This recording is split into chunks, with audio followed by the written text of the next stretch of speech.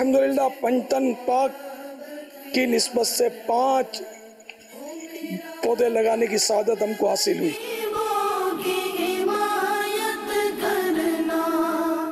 یہ پودا جو سب سے پہلا لگایا ہم نے، اس کا ثواب بارگاہ رسالت میں نظر کیا جاتا ہے۔ پیارے آقا صلی اللہ تعالی علیہ وسلم نے پودے لگائے۔ ہم اگر اس نسبت سے کہ سرکار صلی اللہ تعالی علیہ وسلم سے پودے لگانا ثابت ہے، ہم بھی لگائیں یہ نیت کر کے، انشاءاللہ ثواب ملے گا۔ ایک حدیث پاک میں فرمان مصطفیٰ صلی اللہ تعالی علیہ وسلم، جو مسلمان درخت لگائے یا فصل بوئے، پھر اس میں سے جو پرندہ یا انسان کھائے تو وہ اس کی طرف سے صدقہ شمار ہوگا۔ علماء تفاسیر نے ایک بڑا عجیب نکتہ بیان فرمایا۔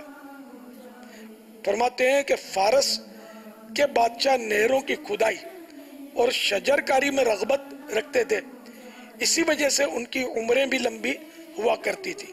اللہ پاک کے ایک نبی نے فارس کے لوگوں کی لمبی عمر سے متعلق جب اللہ کریم کی بارگاہ میں سوال کیا تو اللہ پاک نے ان کی طرف وحی فرمائی کہ یہ لوگ میرے شہر کو آباد کرتے ہیں، تو اسی وجہ سے وہ دنیا میں زیادہ عرصہ زندہ رہتے ہیں۔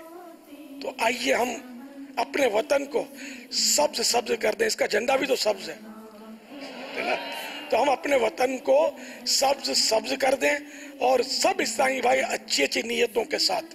مثلاً ایک نیت تو میں نے پہلے بتا دی کہ میرے آقا صلی اللہ تعالی علیہ وسلم سے ثابت ہے درخت لگانا، صحابہ کرام علیہم رضوان سے شجرکاری ثابت ہے، کھیتی باڑیاں ثابت ہیں۔